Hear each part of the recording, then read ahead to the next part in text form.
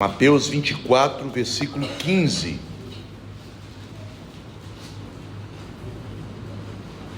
Nós vamos meditar apenas este versículo, tendo em vista as dificuldades de interpretação dele e, infelizmente, o pensamento majoritário sobre um cumprimento ainda futuro deste versículo, o que nós veremos que não é verdade, já que este versículo fala de coisas que já aconteceram e que já se cumpriram. Diz assim a palavra de Deus: quando, pois, virdes o abominável da desolação de que falou o profeta Daniel no lugar santo, quem lê, entenda. Oremos. Senhor Deus, nosso Pai, Deus amado, Deus de todo conhecimento, sabedoria e revelação, Deus que pelo Espírito Santo revelou a palavra para a instrução do teu povo e de nossos filhos, e que nos deu este mesmo Espírito para iluminar os olhos do nosso coração, compreendamos a tua vontade, vivamos nos teus caminhos. A ti, ó Deus, pedimos nesta hora que o Senhor nos conceda graça, para que por meio das Escrituras sejamos demovidos de toda convicção equivocada a respeito da profecia e esclarecidos acerca daquilo que o Senhor revelou, daquilo, ó Deus, que a tua palavra realmente nos diz por meio de Jesus Cristo, o grande profeta, o Verbo que se fez homem. Abençoa-nos, Senhor, nesta hora, e fala ao teu povo, aplicando a Escritura ao coração da tua igreja. Assim oramos em nome de Jesus. Amém. Queridos irmãos, como eu já declarei, este verso é de fato de difícil interpretação. Jesus aqui, como um grande profeta, que é o maior dos profetas, conforme o próprio Moisés falou a respeito dele, em Deuteronômio 18:18, ele que é também o próprio Verbo, a palavra de Deus que veio ao mundo, ele revela aos seus discípulos que lhe haviam perguntado sobre a destruição do templo de Jerusalém e os sinais que antecipariam essa destruição. Ele revela a eles coisas condizentes a esta pergunta. Aqui Jesus quer esclarecer aos seus discípulos como as profecias antigas tratavam deste tema, em especial as profecias do profeta Daniel, que recebeu de Deus revelação a respeito das coisas que Jesus veio fazer e que seus discípulos estavam vivenciando naquele momento. Jesus queria que eles entendessem que toda aquela religiosidade com a qual eles estavam acostumados, a cidade de Jerusalém, o templo no Monte Sião, os sacrifícios e os rituais da lei cerimonial que foi dado por Moisés e que eram ministrados pelo sacerdócio de Arão, todas aquelas coisas estavam com os dias contados. As antigas formas de se adorar a Deus, de se chegar até o Senhor, elas acabariam quando Jesus realizasse a sua obra na cruz do Calvário. Tudo aquilo passaria. Aquelas antigas formas, aquela ordem religiosa estabelecida na aliança do Antigo Testamento, elas apontavam para Cristo, apontavam para a obra que ele veio fazer, e Cristo, estando presente, realizando esta obra, aquelas coisas perderiam seu valor. Com a vinda de Jesus e a sua rejeição por parte do povo de Israel, todas as instituições da antiga aliança iriam perder o seu valor e iriam ser destruídas por Deus, para que não fosse uma tentação ao povo de Deus. Como nós observamos, por exemplo, na Epístola aos Hebreus, na Epístola aos Gálatas, quando os cristãos, antes da destruição do templo e daquelas cerimônias que eram feitas ali, eles eram tentados a voltar para aquelas antigas formas. Jesus queria que os seus discípulos entendessem que a antiga aliança chegava ao seu fim.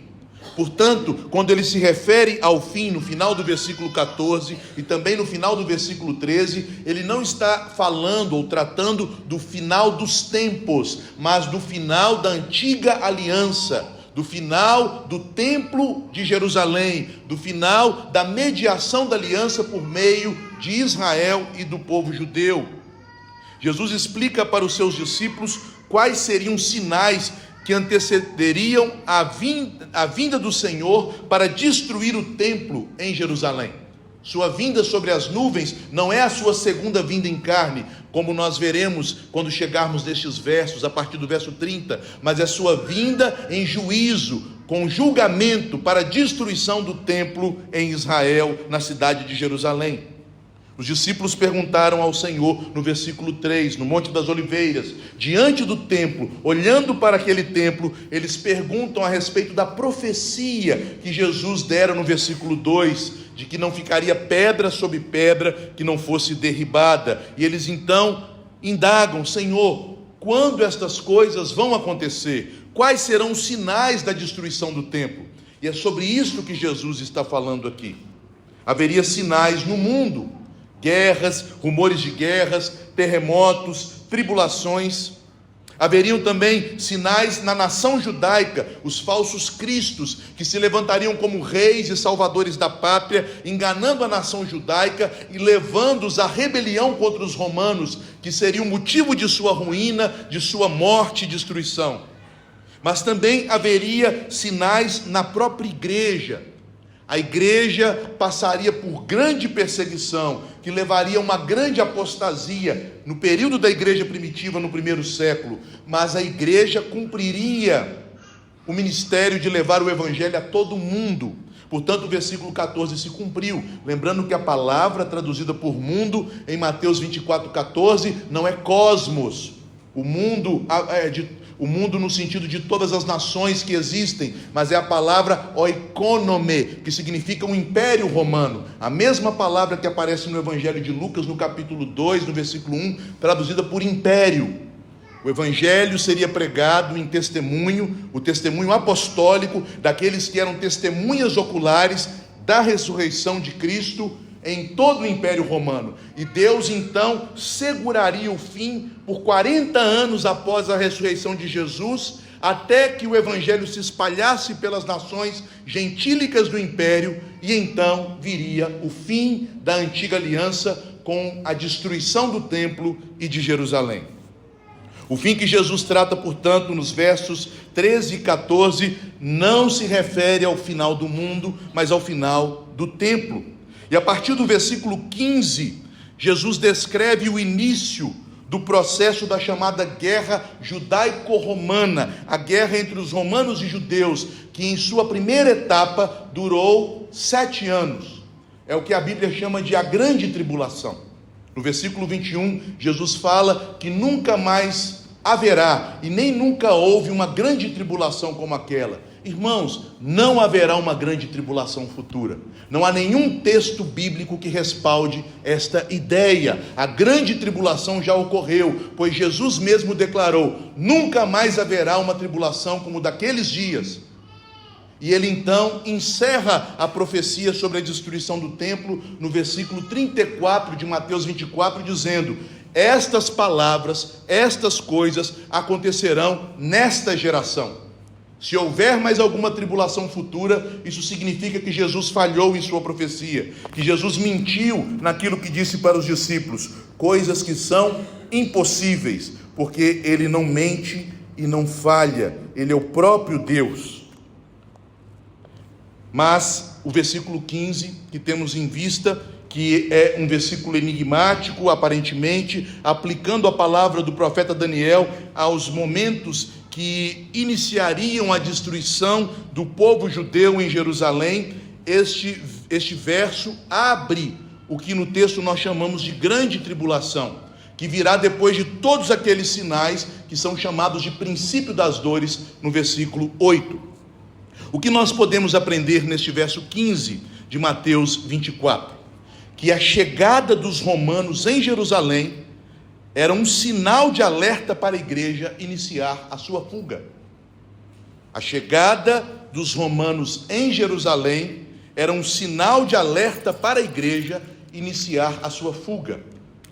E é exatamente o que nós observaremos a partir do verso 16, quando Jesus então, assim nós veremos na próxima semana, ele começa a dizer: então os que estiverem nos montes, fujam, vão-se embora, saiam daí, pois a cidade em breve será assolada e destruída. Mas vejamos, meus irmãos, qual a interpretação devemos fazer deste verso 15. Em primeiro lugar, é preciso definir o que significa a expressão abominável da desolação no lugar santo. Primeiro ponto a ser lembrado é que esta profecia de Jesus a respeito da queda do templo e da destruição da cidade de Jerusalém possui uma finalidade prática. Servia como um alerta, servia para que os crentes da principal igreja naquela época, a principal das igrejas no período da igreja primitiva era a igreja de Jerusalém. Ali os apóstolos começaram o trabalho de evangelização. Foi ali que o Senhor Deus enviou o Espírito Santo no dia de Pentecostes, e o evangelho começou de Jerusalém para a Judéia, até Samaria, chegando aos confins da terra, aos confins do Império Romano. Portanto, Jesus queria que aqueles irmãos entendessem este enigma, entendessem este sinal, e quando eles visualizassem o cumprimento desta profecia, eles estivessem prontos para livrar sua vida da opressão, livrar sua vida da grande tribulação que começaria em breve. Até lá, o evangelho haveria de ser pregado, começando por Jerusalém e se espalhando por todo o mundo. A igreja de Jerusalém desempenhou um papel central neste início da obra do evangelho, mas quando a expansão chegou ao seu ápice, que nós lemos no versículo 14, quando o evangelho foi pregado em todo o Império Romano, esta igreja deveria cair. Na verdade, a cidade cairia, e os crentes, a igreja, deveriam fugir, sair dela. É a mesma advertência que nós encontramos em Apocalipse, no capítulo 14, quando o anjo diz à igreja que estava na cidade de Jerusalém: saí da Babilônia. A Babilônia referida em Apocalipse é Jerusalém. O capítulo 11 identifica a grande cidade como a cidade em que o Senhor foi morto, que é Jerusalém. O sinal da destruição que viria em breve, dessa destruição iminente da cidade, é a vinda do abominável da desolação. E as pessoas fazem muitas conjecturas a respeito do que significa isto, mas não seria necessário fazer conjecturas se as pessoas usassem o método mais simples e correto de interpretação das Escrituras, que é Escritura interpreta Escritura. O texto paralelo em Lucas, no capítulo 21, no versículo 20, nos explica o que é o abominável da desolação. Quando Lucas fala deste mesmo evento, falando para gentios, Mateus falava para pessoas habituadas com o Antigo Testamento. Ele escrevia para uma igreja de cristãos originários do judaísmo. Mas Lucas, escrevendo para gentios de fala grega, pessoas originadas no paganismo, sendo ele mesmo, Lucas, uma pessoa que veio do paganismo, que era um gentio, ele explica o significado da profecia. Ele diz lá em Lucas 21, 20, no registro do sermão profético: quando, porém, virdes Jerusalém sitiada de exércitos, sabei que está próxima a sua devastação. Pronto, isso é o abominável da desolação. Alguns dizem: o abominável da desolação é quando o templo for invadido e for profanado. Não, quando Jerusalém estiver sitiada, este é o momento dos crentes saberem: precisamos fugir, porque a cidade será destruída, esta cidade se tornará um caldeirão, ou como diz o Senhor em Apocalipse 14, esta cidade se tornará no lagar da ira de Deus, já que Apocalipse 14 também fala deste mesmo evento. O abominável da desolação, portanto, são os exércitos romanos sitiando a cidade de Jerusalém antes de invadi-la. O sítio é uma estratégia militar para invadir uma cidade murada e fortificada. As cidades que tinham grandes muros e portões fortes, elas não podiam ser invadidas facilmente. Então os exércitos cercavam a cidade, impedindo toda comunicação com a cidade. Não entravam nenhum alimento, nenhuma caravana, e as pessoas iam ficando ali dentro presas até que elas começassem a morrer de fome. E quando então estivessem desesperadas e abrissem os portões, os inimigos invadiam e destruíam a cidade. E foi exatamente o que aconteceu contra Jerusalém. Eles sofreram 3 anos e meio de sítio. o período da metade da grande tribulação, foi a cidade cercada pelos exércitos romanos, o abominável da desolação. Esse seria o momento dos crentes da igreja de Jerusalém escaparem da vingança e do julgamento do Filho do Homem, que cairia sobre os judeus que o negaram e que o mataram.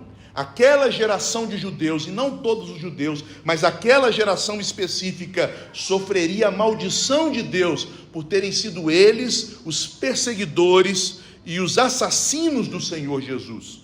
O Senhor já os havia avisado no capítulo anterior, no capítulo 23. O Senhor Jesus disse que aquela geração, sobre ela recairia todo o sangue justo derramado na terra de Israel. Vejam no capítulo 23, no versículo 35. Jesus disse claramente isto a respeito daquela geração.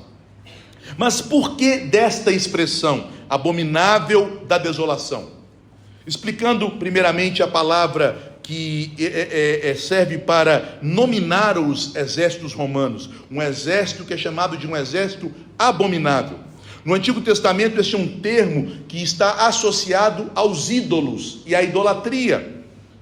Diversas passagens da Bíblia chamam as imagens de escultura de coisa abominável. Nós temos isso em Êxodo 8, 26, em Deuteronômio 7, 25 e 26, em Deuteronômio 27, 15, em 1 Reis 11, 5 a 7, em 2 Reis 23, 13, enfim, nós poderíamos, apenas usando uma chave bíblica, encontrar diversas passagens no Antigo Testamento em que os ídolos são chamados de coisa abominável. Moisés enfatizou, além disso, que como Israel era o povo de Deus, e a terra de Canaã, a terra em que Deus habitava com o seu povo, uma terra santa, uma terra que deveria ser purificada de tudo aquilo que era imundo, de tudo aquilo que era abominável aos olhos do Senhor, não poderia haver naquela terra nenhum ídolo. Deus disse ao povo que quando eles entrassem em Israel, todos os ídolos dos cananitas deveriam ser destruídos. Esta ordem aparece em Deuteronômio 7:1, que o reverendo Felipe mencionou hoje pela manhã, e também nos versículos 25 e 26 de Deuteronômio 7. Esta ordem também aparece nas bênçãos e maldições da aliança mosaica, da aliança do Sinai, em Levítico 26, verso 1. Portanto, os romanos representavam o ídolo abominável na terra santa, porque ao marcharem, eles marchavam com suas insígnias, com a águia romana, com os animais que representavam cada uma daquelas legiões, e estas insígnias eram colocadas em seus estandartes, levados pelos seus soldados, para renderem homenagem aos seus deuses. Os romanos marchavam assim. Flávio Joséfo, que foi um historiador, testemunha ocular desta guerra, um general que lutou contra os romanos na Galileia, mas após ter perdido a guerra na Galileia, ele se rendeu aos romanos e, capturado, ele se uniu aos romanos e escreveu todos os eventos que ele foi testemunha ocular. Ele diz o seguinte sobre as legiões romanas. Ele diz que após as tropas da infantaria e da cavalaria, vêm os estandartes, onde se vê à frente a águia, que dirige toda a legião romana. A águia, dizem os romanos, fala Joséfo, é a rainha e a mais forte de todas as aves, e para os romanos simboliza o seu poder, e também o presságio de que eles seriam vencedores por onde quer que fossem. A estes estandartes sagrados seguiam as trombetas, e por trás a falange, com seus efetivos distribuídos em filas de 6. Então percebam que um historiador da época descreve que os exércitos romanos, eles marchavam honrando os seus deuses, que representavam a própria vitória e poder do império. Esses ídolos, tanto a águia imperial, quanto os estandartes sagrados, com as outras imagens de animais e de divindades romanas, eram claras violações do segundo mandamento, que diz ao povo hebreu que em sua terra, que em sua casa, que em seu culto, eles não poderiam fazer imagem alguma do que é em cima nos céus, nem embaixo na terra, nem nas águas debaixo da terra. Este é o segundo mandamento, registrado em Êxodo, no capítulo 20, a partir do verso 4. Esses ídolos carregados nestes estandartes, nestas bandeiras romanas de seus exércitos, são o abominável. Mas por que eles são adjetivados como um abominável da desolação? Porque eles eram carregados justamente por um exército que haveria de destruir e tornar aquela terra desolada. Após os 7 anos desta grande tribulação, que foi a primeira guerra entre romanos e judeus, Jerusalém se tornou um deserto. Tito, que era o general das legiões romanas, filho do imperador Vespasiano, que subiu ao trono do império no período daquela guerra, quando Nero morreu, Tito, ele mandou que a cidade fosse toda aterrada. Eu sei que há pessoas que vão para Jerusalém e ali elas falam assim: eu vou visitar o lugar onde Jesus andou, onde ele fez a ceia, onde fez aquilo. Gente, é tudo mentira para enganar turista. A cidade foi aterrada. Aquelas obras que você encontra hoje na Palestina, elas foram reconstruídas no século IV por Mônica, mãe de Constantino. A cidade dos dias de Jesus não existe mais, ela foi destruída, ela foi aterrada, ela se tornou uma terra desolada. Esta é a descrição dos historiadores do primeiro século. Me perdoem, não foi Mônica, Helena, mãe de Constantino, que mandou reedificar aqueles lugares, dando nomes a locais históricos bíblicos, para trazer para Jerusalém levas de peregrinos. E até hoje há crentes supersticiosos que vão para ali e acham: aqui foi onde Jesus passou, aqui foi onde Jesus andou. Onde Jesus andou deve estar a metros e metros debaixo da terra, soterrado com terra, areia, pedra, rochas. Este é o abominável da desolação. O exército cuja insígnia idólatra era a águia e que haveria de invadir Jerusalém e desolar aquele lugar. A outrora cidade, que era grandiosa e reconhecida como a beleza de toda a terra, ficaria como um local deserto, habitado por animais ferozes, por chacais e pelas feras do campo. Meus amados irmãos, e por que Jesus diz que este abominável da desolação viria ao lugar santo?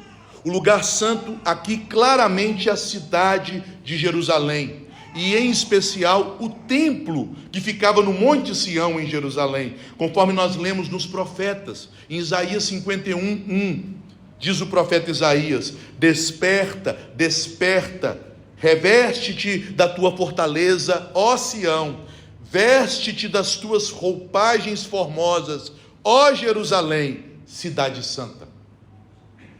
O abominável da desolação no lugar santo são os exércitos romanos, suas legiões enfurecidas, marchando do norte, destruindo a Galileia, destruindo a Samaria, e então chegando a Jerusalém para destruir aquela cidade e torná-la um deserto desolado. Mas Jesus não apenas nos fala de um sinal que marcaria o início da grande tribulação, que antecederia a destruição do templo. Jesus diz que este sinal já havia sido referido na profecia de Daniel. Ele diz: quando pois virdes o abominável da desolação, de que falou o profeta Daniel no lugar santo. A vinda dos romanos com seus ídolos, que são esta abominação para Deus, a vinda deles para desolar o santuário e a cidade santa, é o cumprimento das profecias de Daniel. Daniel recebeu do Senhor 2 profecias a respeito desta destruição. Uma profecia no capítulo 9 tem duplo cumprimento. Ela se cumpriu parcialmente quando o templo foi invadido, mas não destruído. Percebam, ele foi invadido, profanado, mas não destruído, por Antíoco Epifânio, um imperador do Império Macedônico. Mas esta profecia se cumpriu cabalmente, a profecia das 70 semanas em Daniel 9, no ano 70, quando o templo não apenas foi invadido e profanado, mas também o templo e a cidade foram destruídos, e toda a população da cidade ou foi morta ou foi levada escravizada. Ninguém se salvou. Joséfo declara que naquela guerra 1 milhão de judeus morreu dentro da cidade de Jerusalém. Foi um banho de sangue, um sangue que é descrito em Apocalipse 14 como um sangue que cobriu até os freios dos cavalos e que percorreu 300 quilômetros até os limites da região de Israel. O Senhor revelou a Daniel os eventos que faltavam para acontecer ao seu povo num período de 70 semanas de anos, que foram divididas em 3 etapas, que equivalem a 490 anos. Quando Daniel, lá no exílio, na Babilônia, ele ora ao Senhor para saber o que esperava a nação judaica, o que Deus faria em favor do seu povo para redimi-lo, Deus revela todo o destino da nação judaica. Deus revela que haveria um decreto que os liberaria para voltarem à sua terra, que o templo seria reconstruído com dificuldades, mas que o culto e o sacrifício seriam restabelecidos, que o Messias viria, purificaria todas as coisas, mas que por fim o sacrifício seria interrompido e o santuário seria destruído. Veja o que diz a profecia de Daniel no capítulo 9, nos versículos 26 e 27. Ele diz: depois das 62 semanas, será morto um ungido e já não estará. Vejam, claramente, algo que se cumpriu, a morte do Cristo, do ungido. E o povo de um príncipe que há de vir destruirá a cidade e o santuário. Esta profecia não se cumpriu com Antíoco Epifânio. Antíoco Epifânio não destruiu o templo.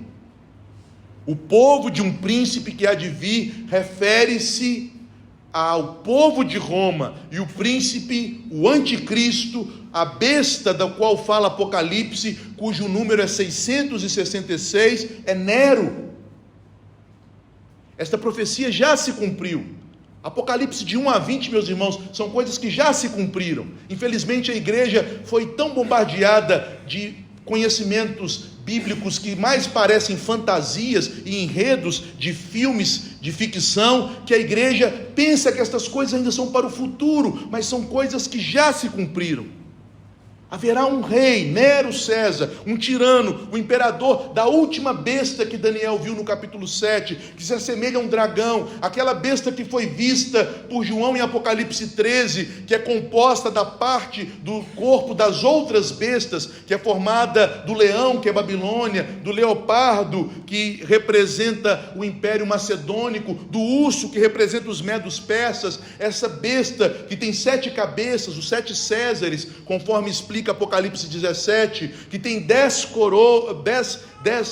chifres, que representam as províncias que apoiaram Roma na guerra. Essa besta, ela se levantou. Este é o povo romano que foi levantado para destruir Jerusalém, para cessar o Antigo Testamento e suas práticas, para acabar com o sacrifício. Veja o que Daniel continua dizendo: o povo de um príncipe que há de vir destruirá a cidade e o santuário, e o seu fim será num dilúvio, não um dilúvio literal, mas na linguagem profética, a ideia de um juízo que arrasa todas as coisas, tal como no dilúvio.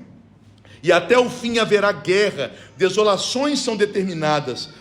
Ele fará firme aliança com muitos por 1 semana, na metade da semana fará cessar o sacrifício e a oferta de manjares. Sobre a asa das abominações virá o assolador, até que a destruição que está determinada se derrame sobre ele.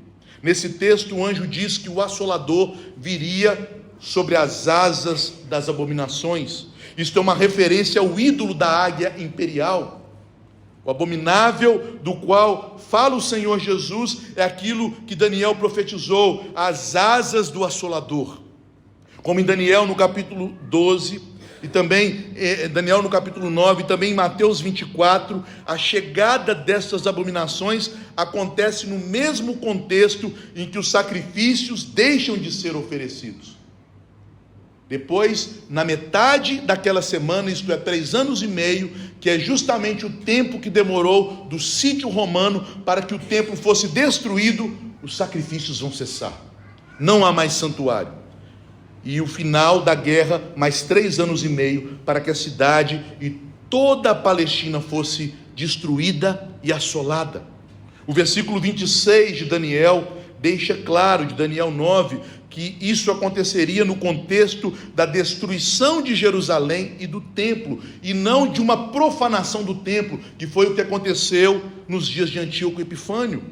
Em algum momento depois da morte do Messias, depois que o Messias morresse, viria o assolador, o príncipe que há de vir, que foi Nero, com seu exército para guerrear contra a cidade santa. É ele que destruirá a cidade e o santuário.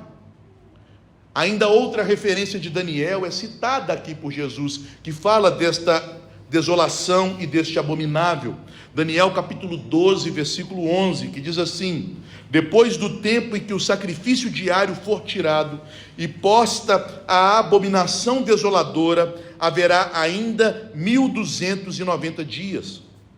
Estas duas profecias de Daniel, Daniel 9, 25 e 27, e Daniel 12, 11, não deixam dúvidas de que o sinal do abominável da desolação do sermão profético já se cumpriu no primeiro século.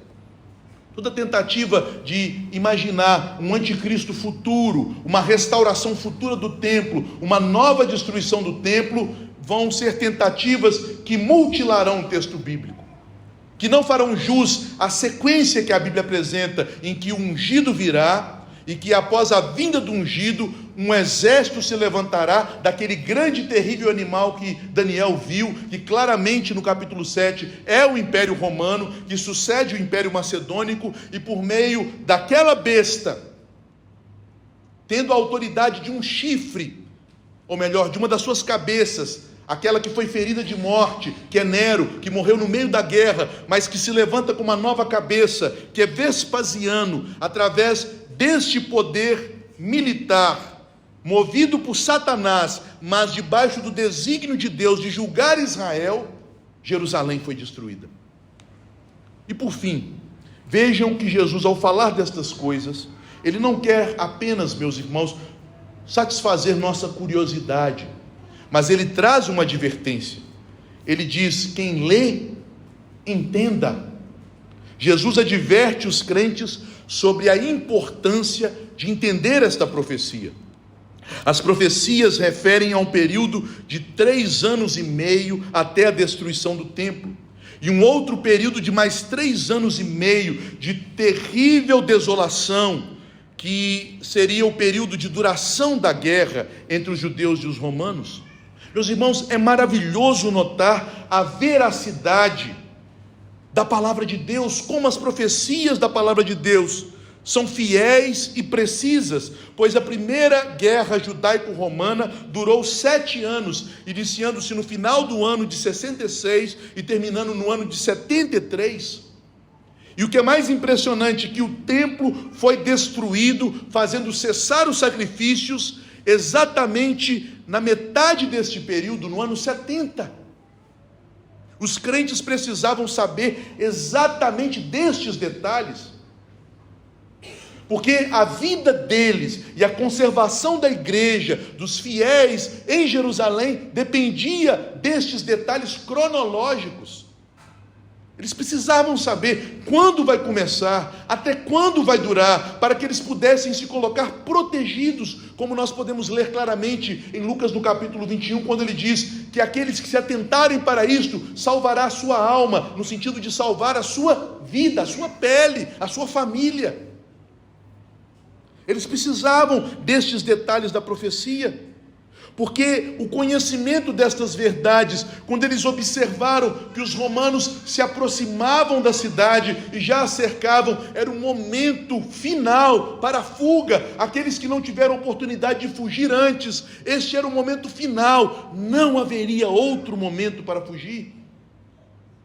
Os historiadores contam que quando a cidade foi sitiada, e depois de anos, mais de 2 anos, a fome apertou a cidade, muitos judeus se entregavam, rendiam-se aos romanos.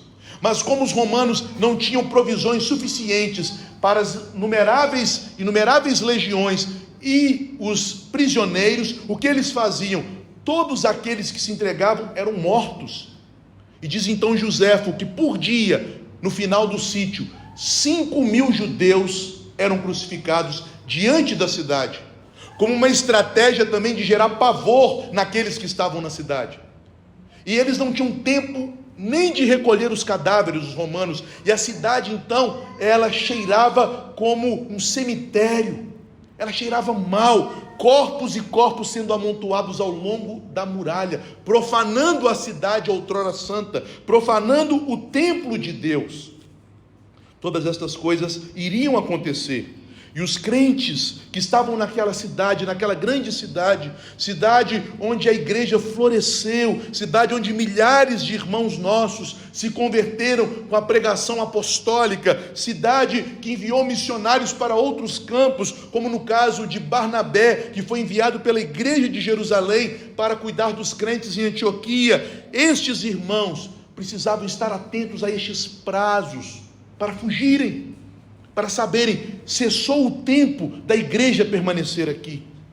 É o momento de fugir, pois quando a cidade caiu, quando os romanos conseguiram aterrar os montes ao lado de Jerusalém, e por estes aterros fazerem com que seus exércitos passassem e subissem e conquistassem os muros de Jerusalém, e abrissem os portões da cidade, e invadissem toda a cidade até o seu santuário, profanando o santuário, queimando o santuário, destruindo o santuário. Quando isto aconteceu, praticamente todos foram mortos.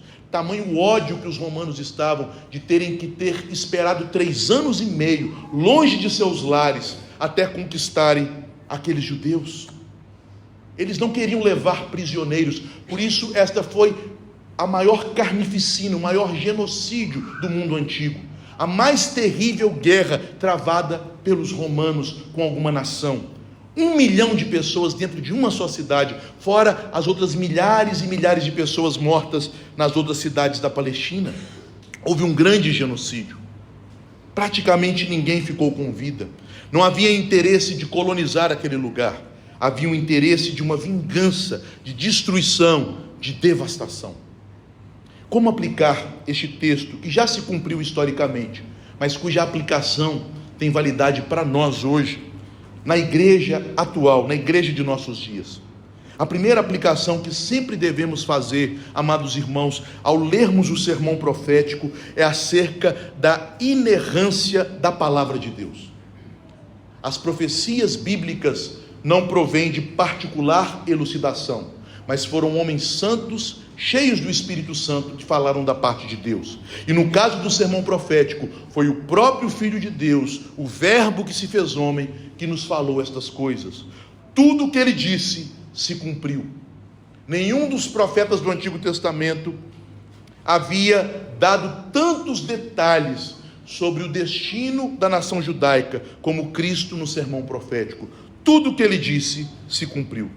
Nenhuma palavra que o Filho de Deus declarou a respeito da sua igreja e da nação judaica caiu por terra. Tudo o que ele falou se realizou. Se ele tivesse profetizando, meus irmãos, sobre uma grande tribulação futura, sobre um templo que futuramente será construído e destruído, sobre um anticristo futuro, Jesus teria falhado, porque ele mesmo disse no versículo 34, não passará esta geração sem que todas estas coisas aconteçam.